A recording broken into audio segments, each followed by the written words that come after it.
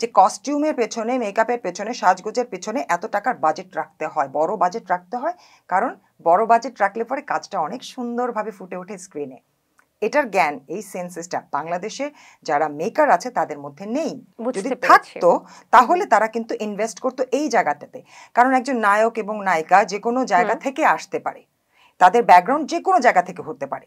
এটা নেসেসিটি না যে একটা খুবই এলিট সোসাইটির ফ্যামিলি থেকে একজন নায়ক কিংবা একটা নায়িকা আসবে। নো, সে একদম রুট লেভেল থেকে আসতে পারে, তার সেন্সেস নাই থাকতে পারে, কিন্তু সে তাকে শিখিয়ে দেওয়ার দায়িত্ব তো আমাদের ইন্ডাস্ট্রির লোকে, যারা আমরা কাজ করাচ্ছি তাদের, রাইট, যারা মেকিং করছি তাদের উপর দায়িত্ব যে তাদেরকে কিভাবে করে ফুটিয়ে তুলবে এবং বেস্ট অবস্থায় তুলে দেব। সো কল যে যারা কোনোদিনও ডিজাইনিং নিয়ে পড়াশোনাও করেনি, কিন্তু মানুষকে দেখে, দর্জিকে দেখে কাটতে কাটতে কাটতে, সেলাতে সেলাতে আমি কস্টিউম ডিজাইনার হয়ে গেলাম, এরকম ডিজাইনার রাখলে পরে তো হবে না, তাদের তো ড্রেসিং সেন্স বদলাবে না।